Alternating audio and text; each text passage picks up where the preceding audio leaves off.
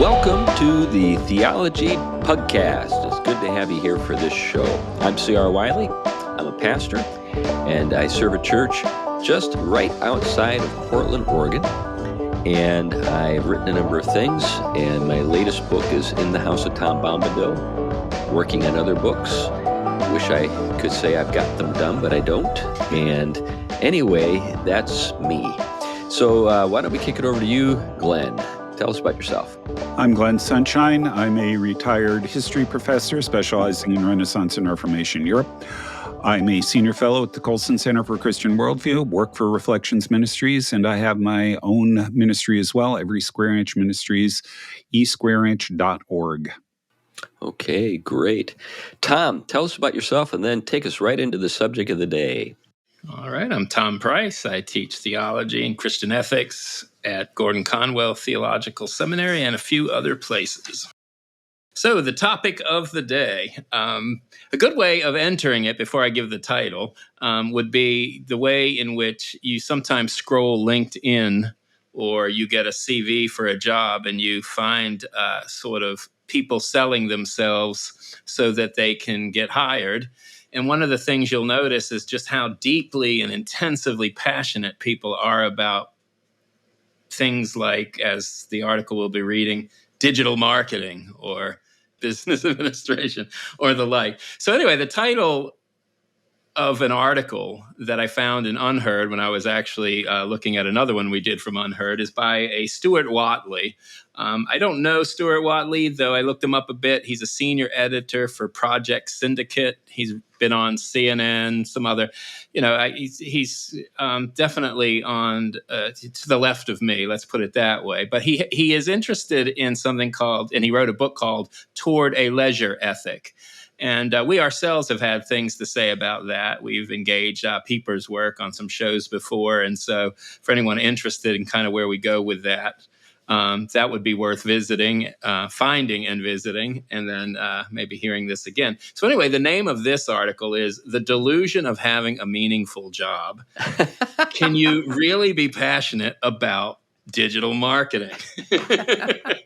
Now, the title itself is great. Oh, it's great. It's a great article. I enjoyed it. Yeah. Tom, when you started off with, you're passionate about, your LinkedIn profiles, it almost sounded like this was going to be a show about lying. Well, in many ways, I think it kind of is, isn't it? Yeah, it is. I think you're right. Yeah, I think that's what's going on here. And there's a kind of a lying to ourselves and lying about reality. And I think this is kind of what he's onto a bit.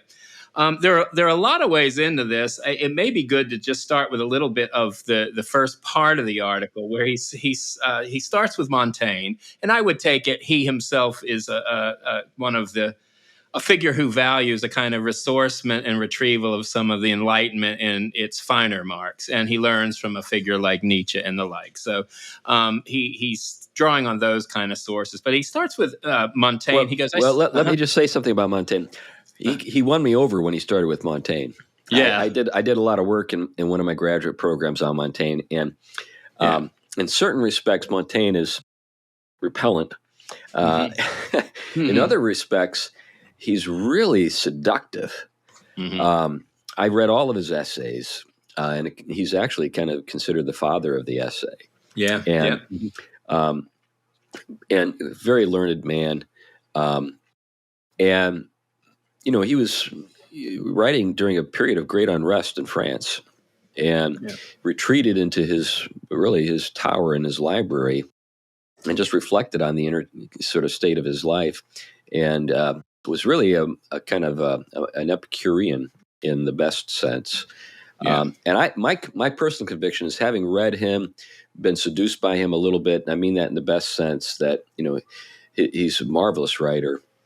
He was a marvelous writer. That I don't think you can understand the French without understanding Montaine. It's kind of like Ben Franklin. I don't know if you can understand Americans if you don't understand Ben Franklin. I don't think you get the French. Even when within the sort of the intellectual world of France, I mean, everybody kind of lives in the shadow of him. Even Pascal, it felt like he had to attack him in order to justify his own project. Just to couple of quick notes about Montaine. He is the guy who actually invented the essay. The essay, yeah. The word essay, it comes from the French essayer, which means an attempt. And what he was doing was an attempt to define his own perspective on life, the universe, and everything. His own, basically to describe his own his inner life. The other part of it, though, is that he was a Puranical skeptic. And the skepticism is really kind of an important component in really understanding what Montaine is doing in a lot of ways. Over his library, he had over the door of his library, he had the words "Que sais-je" carved, which means "What do I know?" ? Which is actually almost the motto of Pyrrhonism. This particular kind of skepticism. What do I know? The answer is I'm not sure. Yeah.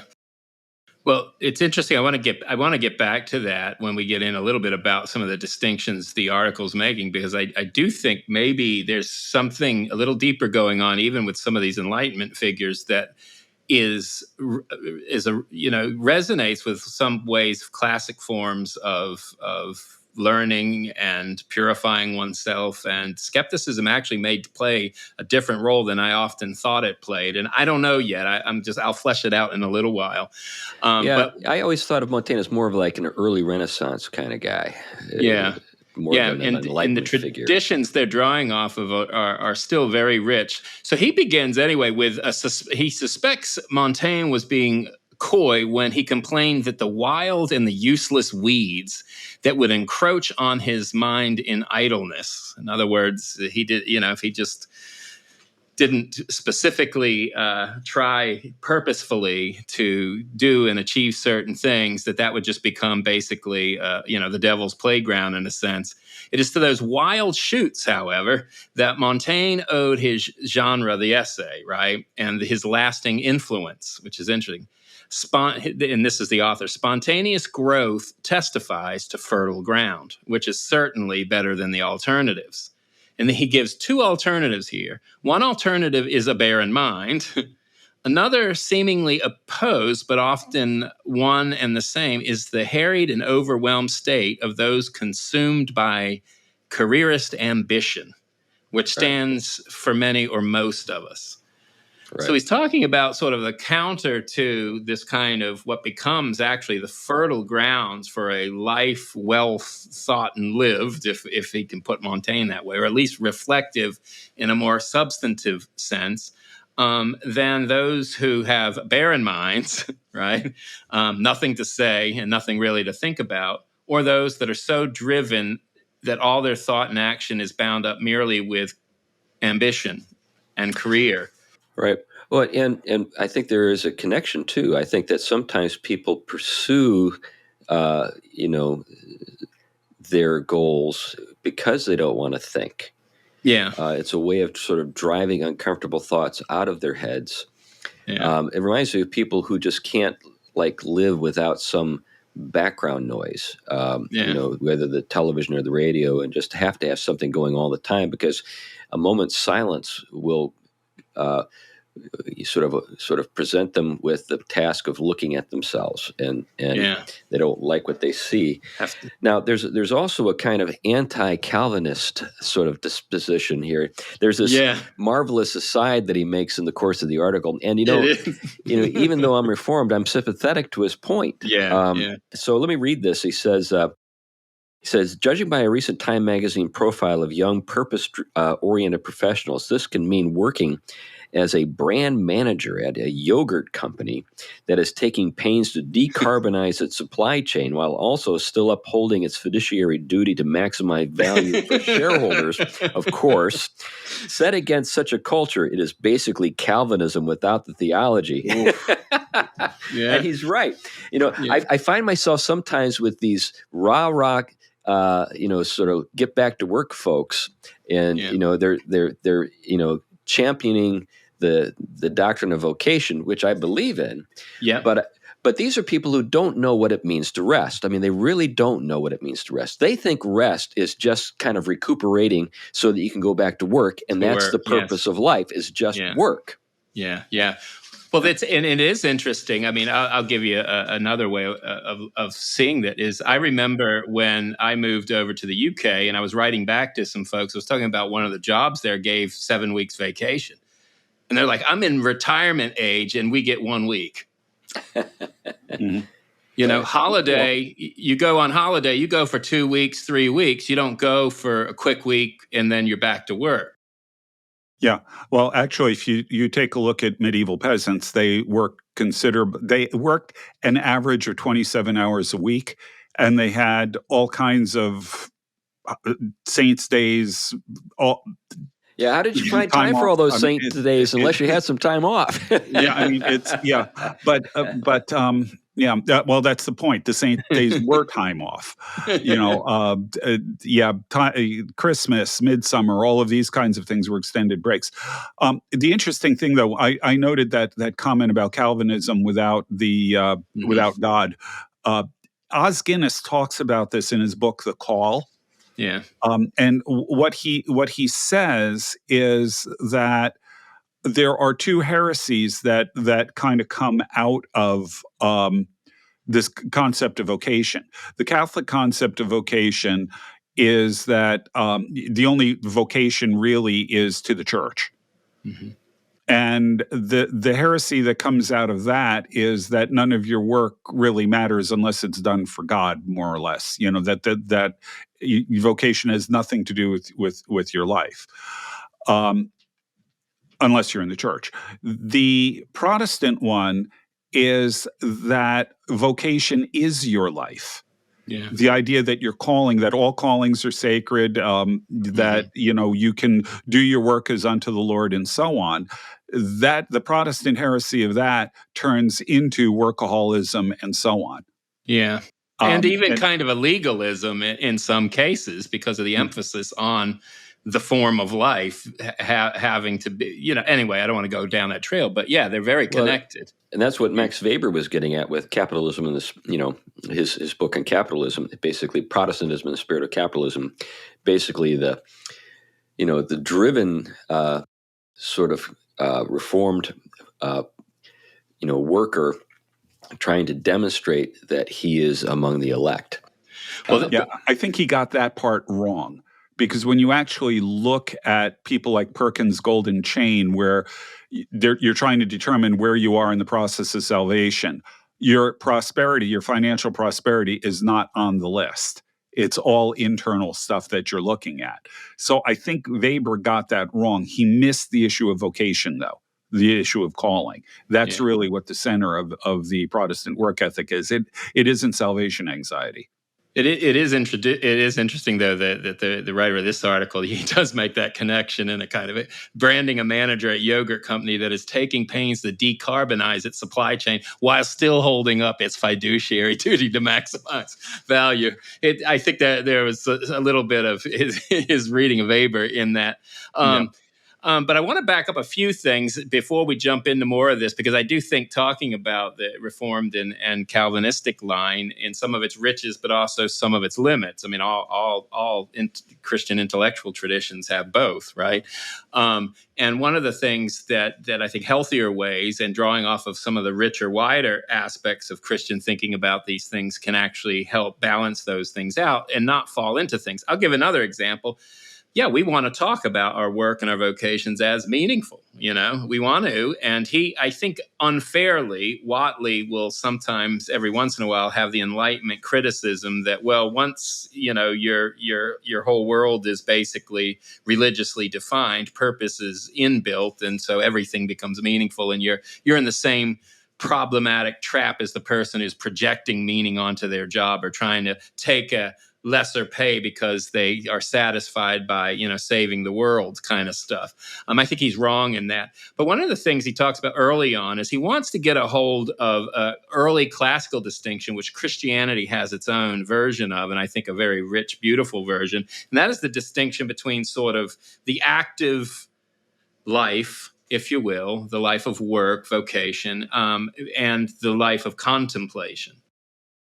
Now, a lot of times in the prior to the Reformation, there were some good and then there were some bad versions of contemplation. I'm not going to define contemplation fully yet. I'll get to that probably a little later. But one of the bad versions goes something like this. Theologians will spend all their time on things that don't have really much to do with anyone. The church is, reflecting on things like how many whatever can dance on whatever. I mean, that was one of the ones they said. And so to where Calvin will often talk about things that kind of are speculative and flit around in the brain, right? But are of no benefit to us. So Calvin will already develop an epistemology that is oriented a lot more towards the active life, right? What are the benefits of salvation? Not merely knowledge of God in himself, which was the classical tradition, right? Know God in himself, and then you can, through that contemplative wisdom, read all things from it. But really the benefits, the economy, the way it comes to us in this world through God's action, and the way our action mimics God's action in a creaturely way, right? How we can enact our creatureliness by corresponding to God in some way through in our life and in our work. So Calvin is already making an emphasis shift here. He's not the first, but he's definitely attuned to that. And so that itself is a move away from a lot of classic Christian thinking about it. And it is a development of some of it to put a lot of that emphasis on true knowledge of God is knowledge of God's benefits, right? The economy. A lot of the earlier forms of Christianity would talk about the economy as a stepping stone back up into something we've been invited into, that is the eternal beauty of God's own life. Anyway, Calvin is already a part of that move. But anyway, he talks about Montaine basically in the 1560s at age 38, basically retiring from public office to embark on a life of contemplation. And in this case, it's definitely already been read somewhat through the first phases of enlightenment. So it's not really classic Christian contemplation or necessarily old Greek philosophical contemplation. But one of the things the author notes is it was in that solitude of a reflective thought life, if you will, reflecting on things more than what is useful at the moment or expedient, that he gives himself over to the world of the mind. He calls it, quote unquote, his back shop. He was there for the weeds. In other words, the essay and all of that he produced after that grow out of this kind of move. But the move he'll call also somewhere else, following the Korean-German philosopher, I guess, Byung-Chul Han's book, Vita Contemplativa, is a contemporary who is arguing something about the significance of this turn away from a drive for ambition and a saving the world kind of life for one that actually may be worth living and actually may have more benefit all around. And that's the life of contemplation, or doing things that don't have a specifically defined purpose or usefulness, like pursuing beauty for its own sake rather than building necessarily a beautiful building that is also very functional. I wonder too if there is something to the moment in time that he's living in. We've got religious conflict all around. Yeah. Glenn, you know a whole lot more about this than me.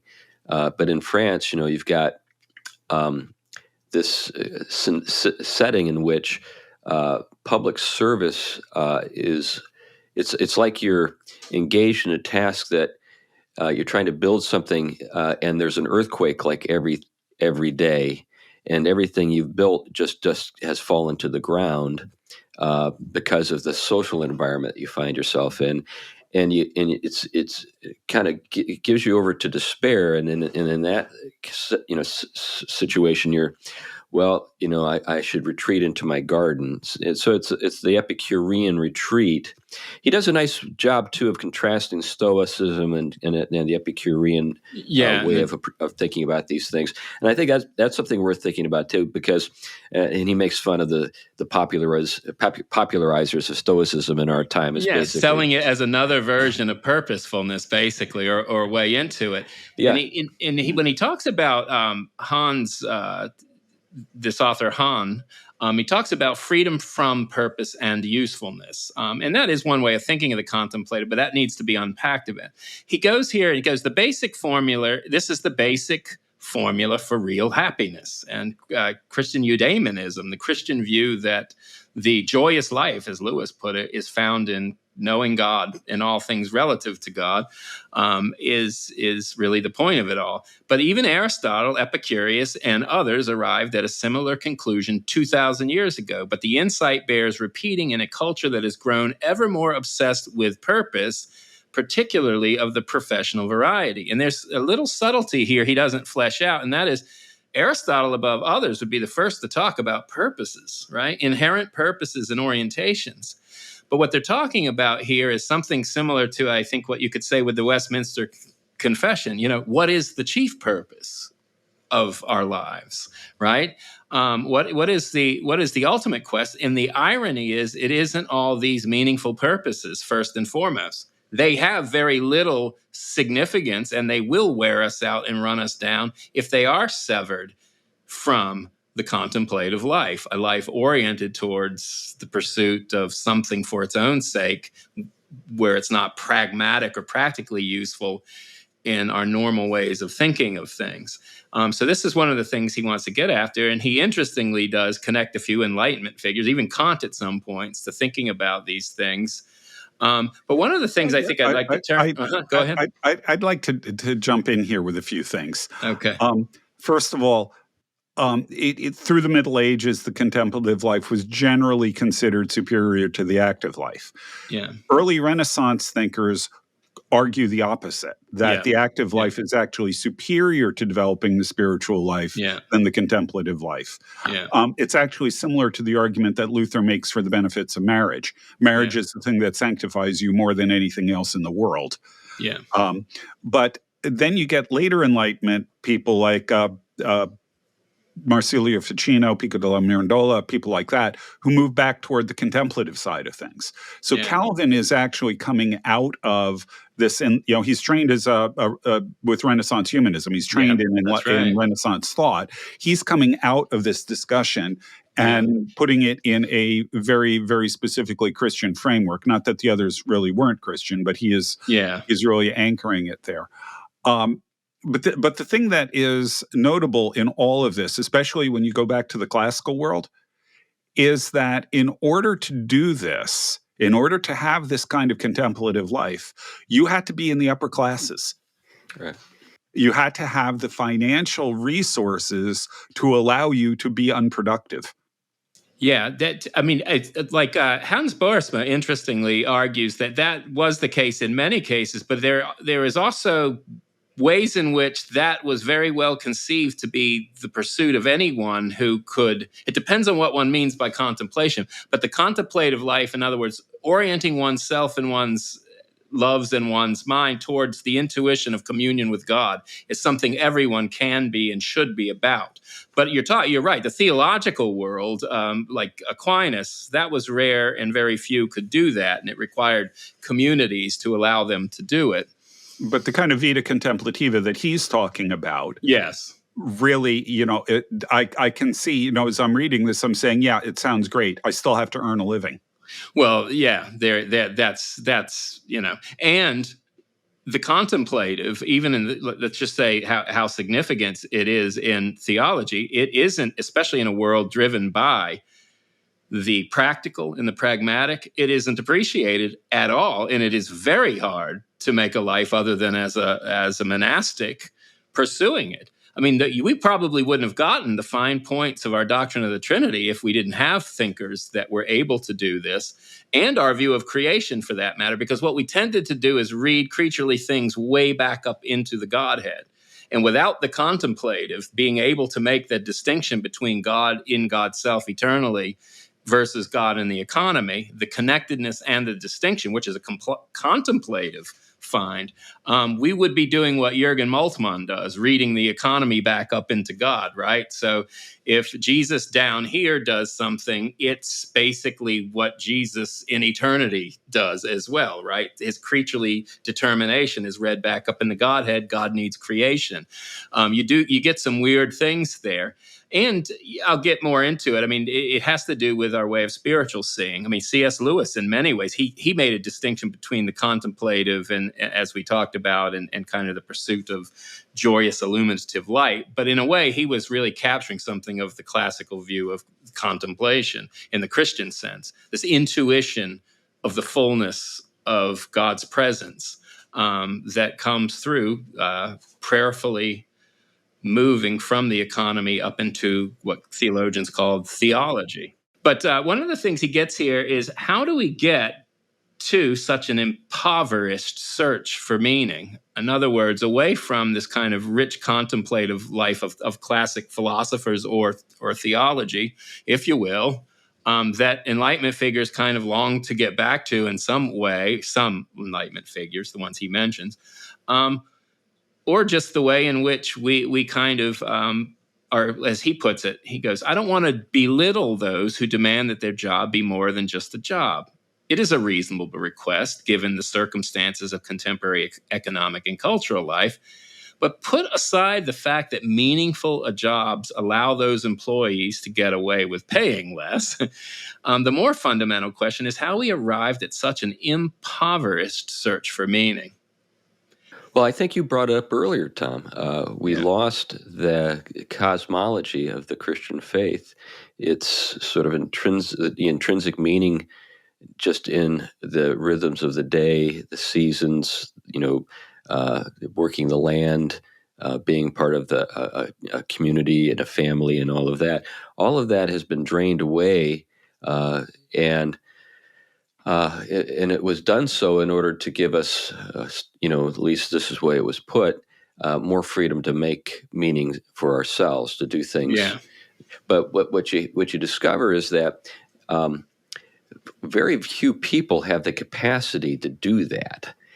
Yes. This gets us back to our earlier conversation about the artist. Last week's show, the artist as hero, who is now the reason I think that the artist became the hero is because the task of the artist was no longer to represent what we all already believe.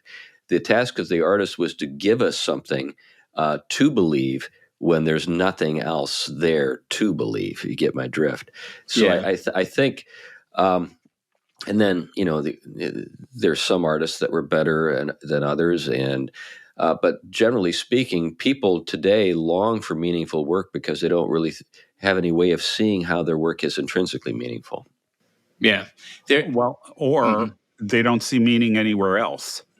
Yeah. Once you get out of the cosplay that you get on college campuses, and yes, that's CAUSE play, once you get out of that, where do you find meaning when you actually have to go out and earn a living?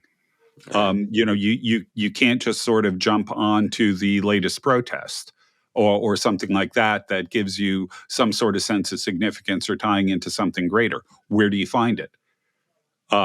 It political, maybe, if your temperament goes in that direction, but mostly it's going to be on your job. Yeah. Right. Yeah, it's interesting. Joseph Pieper, I remember in his book, Happiness and Contemplation, when he said that this drive towards meaning, but ultimately meaning is always a drive towards our fulfillment, our perfection and happiness, which is always a drive for, in some sense, finding everything we are outside in the source of all things or participating in it, which is joy itself, if you will, completion, fullness of truth, beauty, and goodness, however you want to talk about it.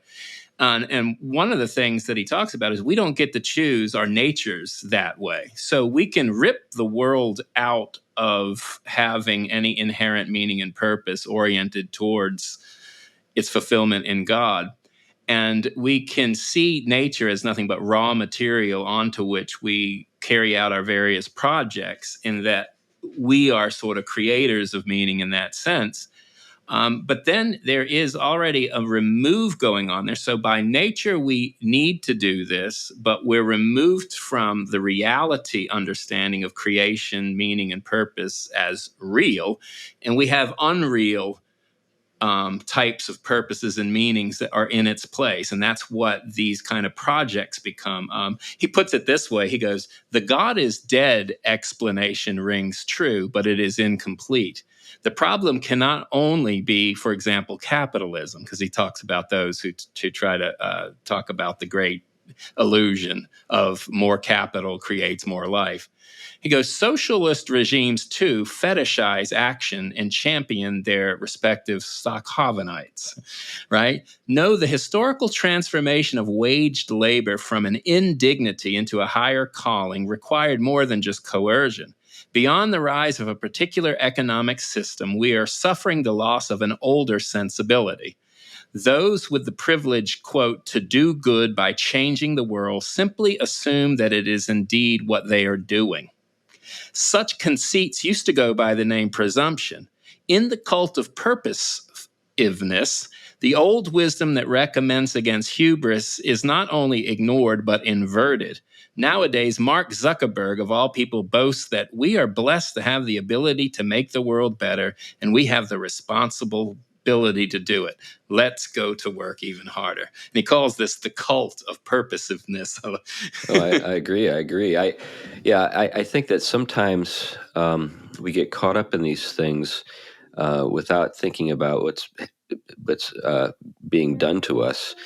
We become kind of the patsies of these movements, and fail to appreciate that there is an agenda maybe that's being served, maybe not even consciously. Like when he uses the example of Zuckerberg.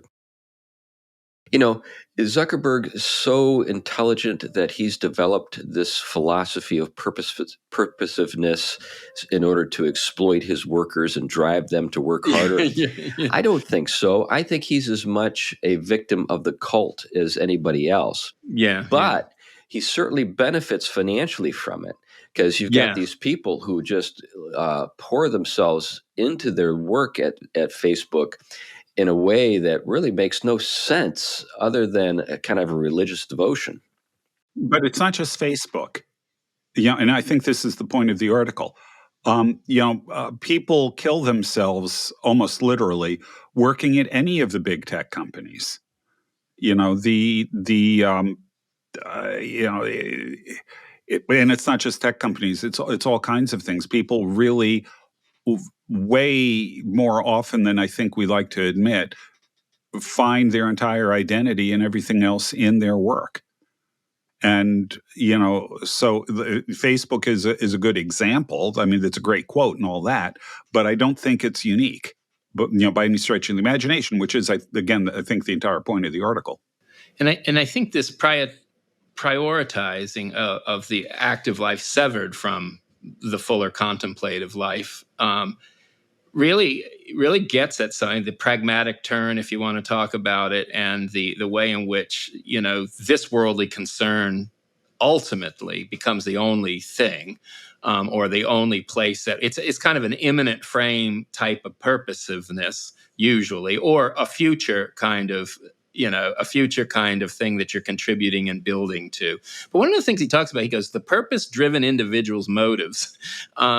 And you can think of this almost even in relationship to the church, that Rick Warren's whole notion of the purpose-driven life is just pulling right at this kind of move towards redefining Christianity in this kind of not necessarily utilitarian, but maybe projectionist notion of meaning and fulfillment. Even your religious life almost becomes a type of meaning project, rather than one that is, of course, it's filled with meaning because it's the way reality is ordered, and the meanings therefore take on a different significance. But he, of all people, he turns to Nietzsche, another contemplative, to kind of go at the heart of some of those motives. He says, Nietzsche, another contemplative, who disembarked the train early on, understood an ascetic is a paradox. Ascetic, like ascesis.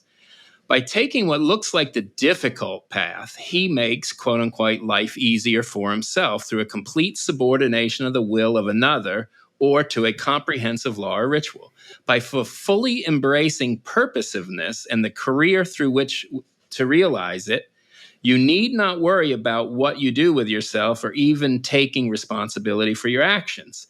even supposing your plans to change the world backfire and produce malign unintended consequences, you at least tried.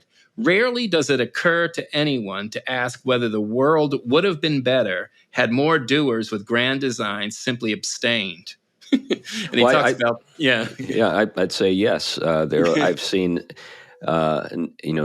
several projects that did more damage than good, and he actually gives an example of one here. Let me read about it. He describes in the 90s, charities started paying ransoms to free enslaved people in Sudan. In response, the enslavers rounded up even more victims for a bigger payoff. Now, who, first of all, wouldn't have anticipated that except the benighted enlightened? These people who think that their motives are the only thing that matters, that don't have an ability to think through what may become of their actions. The world is full of these people, and they all follow Taylor Swift, as far as I can tell. But there's just Thomas this. Sowell has a lot to say about them. Oh yeah. But they really are a blight. But getting back to his larger point, the reason why these people feel driven is because they can't sit still and just be alone with themselves for a little bit. Pascal gets into this. Where they're really just miserable people, and they're looking for diversions. Now, there are people who find diversion in video games or pornography, or in maybe following a rock band around the country and being a groupie. But there are also people who look for a way to deaden their sense of deadness by doing the latest thing, the cause of the moment. Yeah. And it kind of gives affirmation without having to really be changed or transformed in any significant way. I mean, he puts it this way: he goes, a problem, as the contemplators, if you will, have long known, is that our intentions are rarely as pure as we think. The ostensibly selfless act always offers its own hit of personal pleasure. Pity, as Nietzsche saw, confers a sense of superiority, just as public philanthropy brings recognition. Even glory, one of the most dangerous inducements of all. Righteous indignation can veer off too easily into self-indulgence. And I think this is where, and I was reading Pierre Hadot's work on the nature of philosophy and how akin it was to basically true religion. The way in which philosophers were a contemplative schools, if you will, in which they recognized there were dangerous things in this world we need to purify our motives and loves about, and we needed to orient them towards higher things. Philosophy was that. Plato's was a school, if you will, of purification, so that you could see things clearly and in the right light. Well, Christianity was all about it. It just happened to say that that true light entered the world and you could really be united to it and brought up into that illuminative light, right? Through Christ. And in Christ, that illumination that illumines all things sheds light on things so that we can see them and relate to them the right way, contemplatively. So contemplation first is, take the first book of John's Gospel or Colossians, right? Being heavenly minded, but not so that you're detached and out of this world, but so that you actually enact the life that you have oriented towards what is most central to all reality and what makes it flourish and what makes it inherently meaningful and purposeful, and beyond that, which perfects it, if you will. And it's a process through theology is a spiritual process through which we're weaned off of our idols in light of true knowledge of God. So that's the doctrine of the Trinity is first contemplative because it begins the process of saying, no, it is not like that. No, God is not like that. No, God is not like that, but God is like this, but not like this, like that, right? The process, like Glenn talks about, of negation coupled with affirmation in a big analogous picture of the way creation can basically refract God, but never in any comprehensive sense. So the creaturely is where we start. We're lifted up through Christ to have heavenly knowledge. And then from that heavenly knowledge, we begin to see creation and our relations and ourselves the right way, as idolaters on one side and having impure loves and relations and attachments on the other. And therefore, that kind of naive motivation to do good, but you end up hurting others because it's a form of self-indulgence, may not be as much the byproduct of a person who lived their life oriented this way versus someone who just thinks by doing good, somehow they are good and pure. I'd like to return just briefly to his aside concerning Nietzsche and asceticism. The fact that asceticism is the hard way that makes things simple and easy. I actually think that is the promise of the ascetics. In other words, they're not saying that this is the hard life. They're actually saying it's the easy life. But it's hard to get into it. It's the way in is difficult, but once you are in, everything is simplified. Things become less anxious, harried. We see that in the Sermon on the Mount. All of the things that Jesus says in the Sermon on the Mount are intended to more or less take the kind of the edge off of the need to make ourselves into something. There's more of a just kind of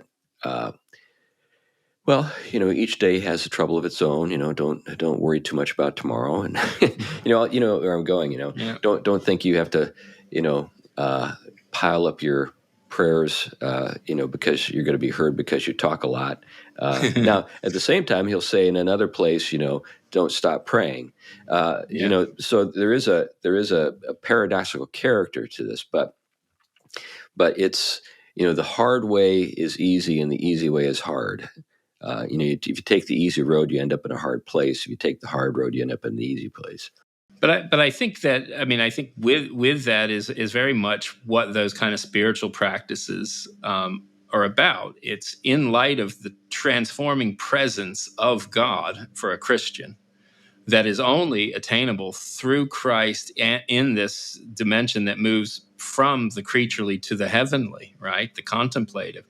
Not to stay there and flit about and speculate, but actually to begin to see, well, first of all, to enjoy the presence of God, right? What is the chief end of man? To know God, that's a contemplative, and enjoy it. But from that enjoyment, begin to see all other things in that enjoyable light. And this is why, there is this notion in which you begin to see things the right way and relate to them the right way and love them and order them the right way. And this can't be done without the right kind of self-measure. And that self-measure cannot be proper to where even Calvin would say, you can't really see what it means to be a human until you've seen yourself in light of the true knowledge of God, right? We won't see first how wicked we are, but we won't even see our grandeur in the right light. He says right at the beginning of the Institutes, with knowledge of God, the Creator. And I think he again, he hadn't lost sight of this. This is very much right there. But that was sort of the classical way of doing it.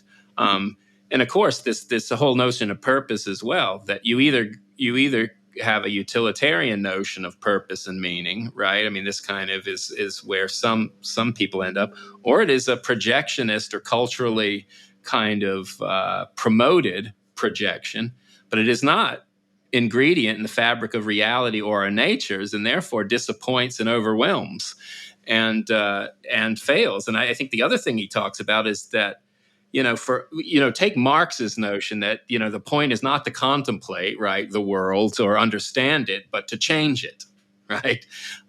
It's just to be active in the world, to change it doesn't really define what the change is. It has to, basically the process of becoming. Well, when you think about Marx, you think about his anthropology. He believes in Homo faber as opposed to Homo sapien. Man the worker as opposed to man the knower. Man the knower was the contemplative. And the man the knower, and this is, I think, an important distinction to make as well, ratio versus intellectus. So intellectus is a receptive character, has a receptive character, whereas ratio is a workmanlike kind of laborious approach to knowing. And the Enlightenment championed ratio and really downplayed intellectus, because for intellectus to actually make any sense, you have to have a purposeful universe that you are beholding. So like in Scripture, where so behold, there's just this, a call to look at different places in Scripture. Behold, behold, behold. Well, you're looking, so you're taking in something. You're not creating meaning. You're receiving the meaning of things. Yeah. And that's really what we've lost. Homo faber, there's nothing more, I think, in the spirit of works righteousness than Marxism, because it's all about work. There is no rest in Marxism. Yeah. And the contemplative dimension in classic Christian thinking is really, in some sense, entering into the inner sanctum of that rest and bringing it back to bear on all things in some way. This is why your point earlier, Chris, that work and rest aren't at odds with each other. Or work and the pursuit of the glory of God aren't at odds with each other. But they have to be teased out the right way so that they don't turn into what Glenn mentioned earlier, distortions of them.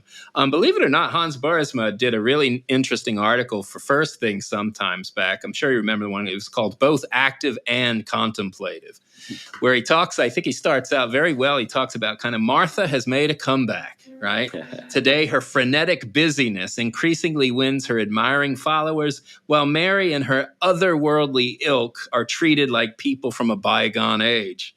From what I can tell, the reversal of biblical priorities is an outcome of modernity, or more likely, modernity is a byproduct of our neglect of contemplation. And one of the things he spells out in that, in the Christian sense, is yes, you need both. You do need both. Both are significant. And any properly contemplative life fully affirms the right kind of active life, right?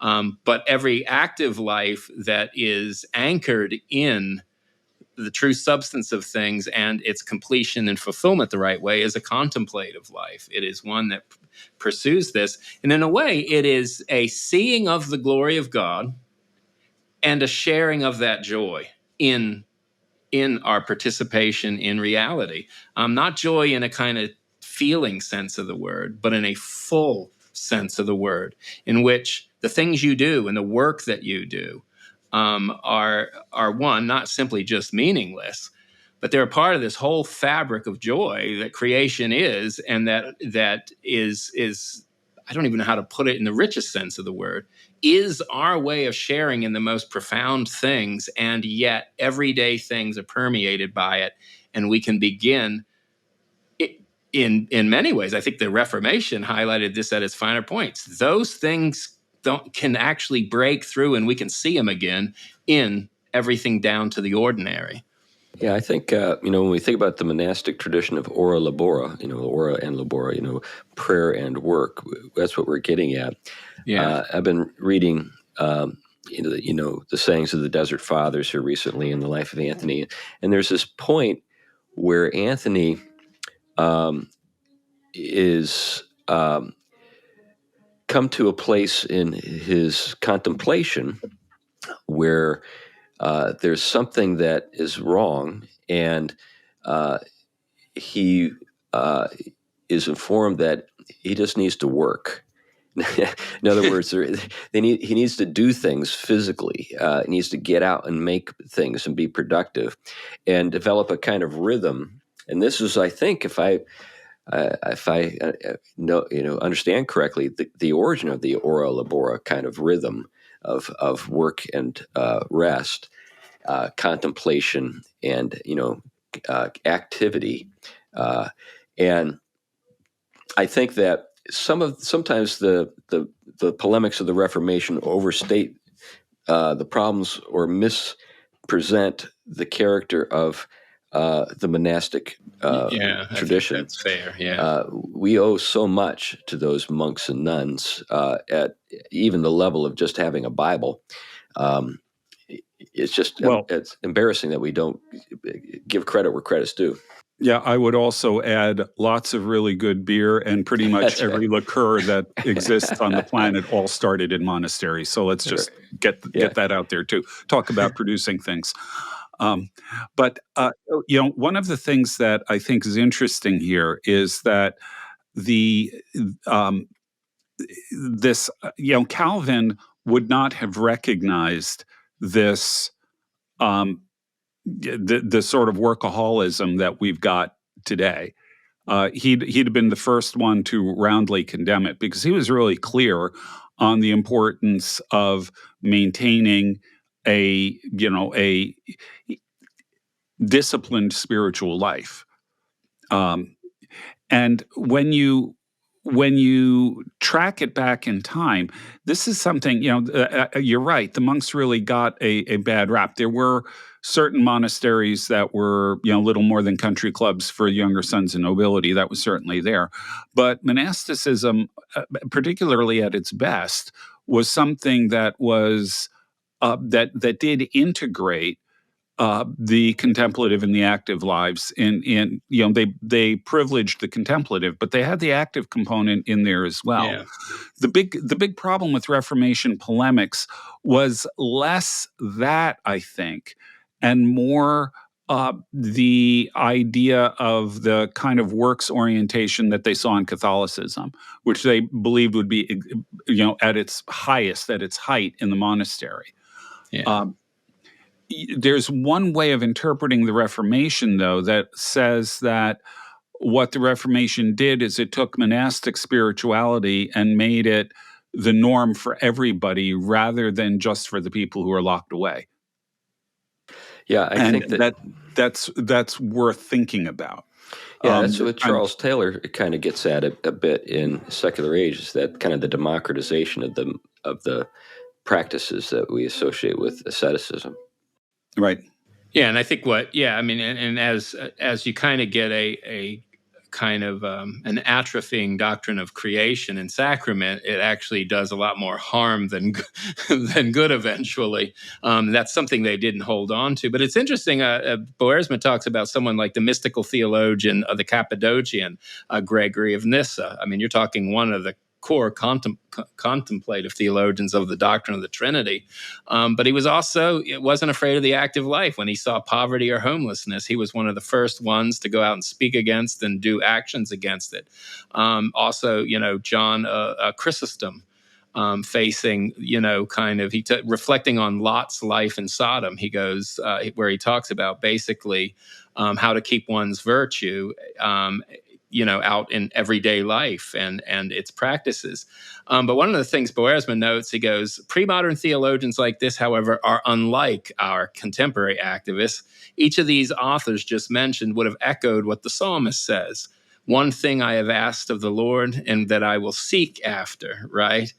There is one thing that is necessary, Jesus said, and it's not Martha, but Mary. You have chosen the good part. And that single necessary thing is not the life of action, but contemplation in God in his temple. Or another way of putting it is God's glory and participating in it and its joy. And the thing is, it's not an either or again. We're talking about the fact that active life takes on, or is filled, if you will, with the riches that eternity have for it, when contemplation is at the heart of our active life. And that is, on one level, the significance of why prayer is so central to what we do as Christians. It's not some sort of just throw it on there at the end, or some just kind of pious sentiment, but is actually bound up with our orientation and our resting in that which is real in the fullest sense of the word and rich.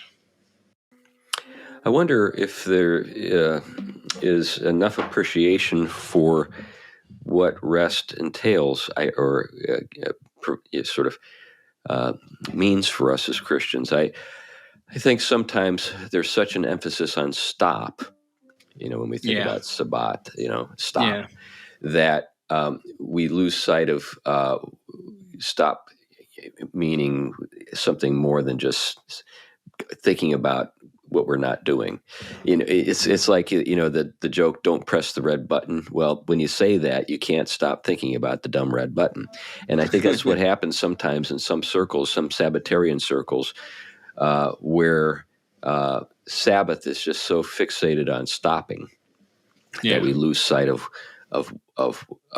what this open space means for us in terms of contemplation and Well, I think resting. you hit it right there. I mean, I think that capstone of our work, reaching the limit of its meaning and significance, and yet receiving its meaning and significance, is found right in that rest. That rest is something that God supplied, God did, God completed, and God is ultimately the presence and source of it. And that's where it finds its everything.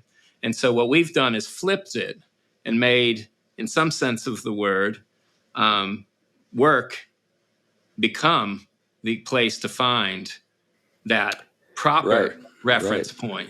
Right. Yeah, that's it. We don't find our meaning at work. We bring our meaning to the work. Yeah. Because we live in a world of meaning. It's not as though we have to agonize over it. And there is a certain resting right there, because we don't have to be the generators of something and the anxiety bound up with that. It's like having the anxiety bound up with having to generate an identity. Right.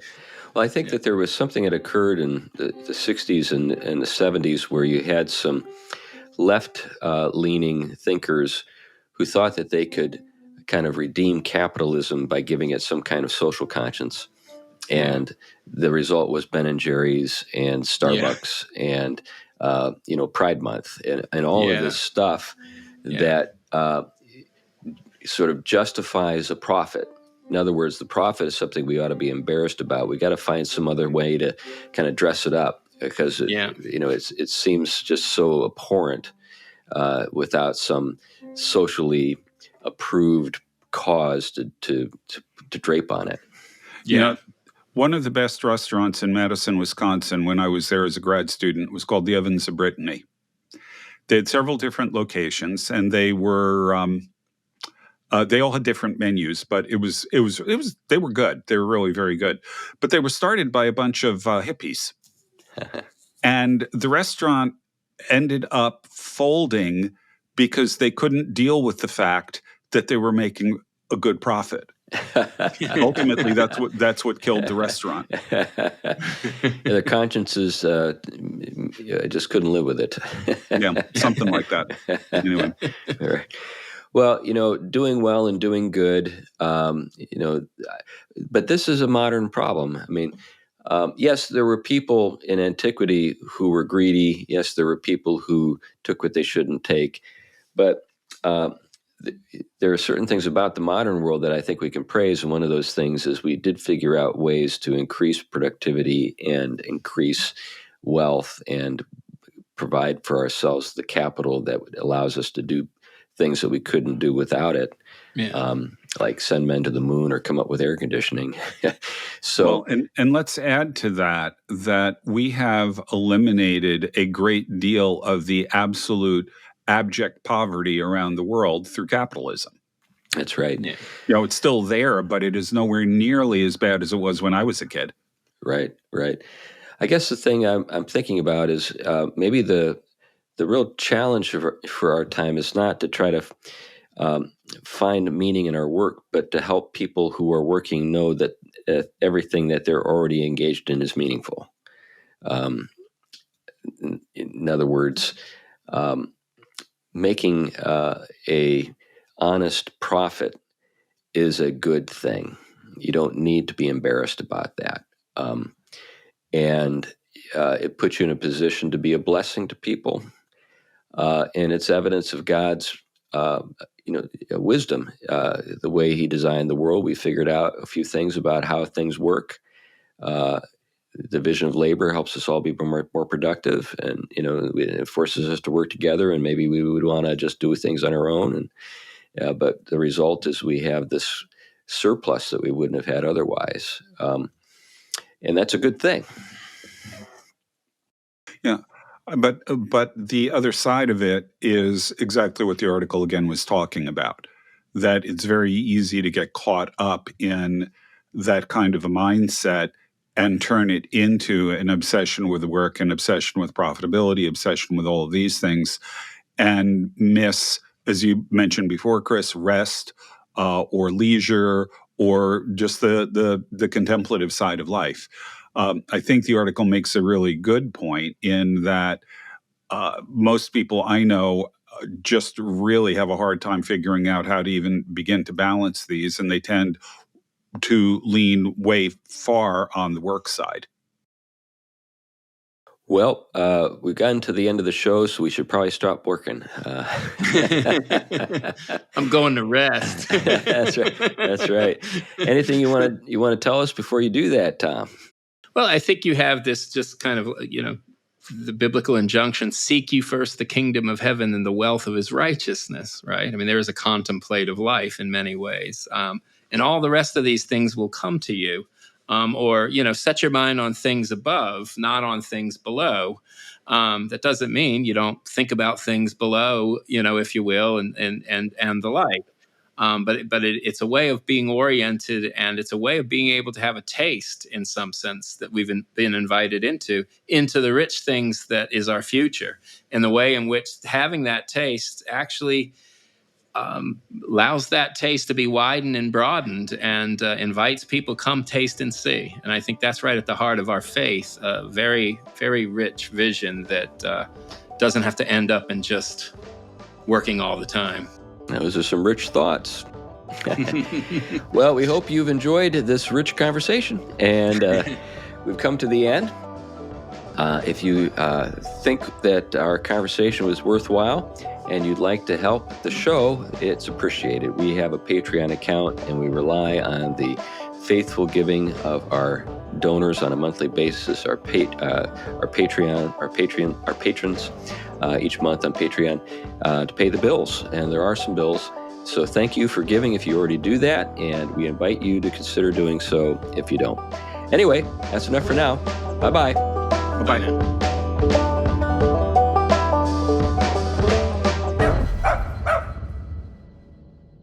The Theology Pugcast is a ministry of Trinity Reformed Church in Huntsville, Alabama. To learn more about the church, you can visit trinityreformedkirk.com. trinityreformedkirk.com.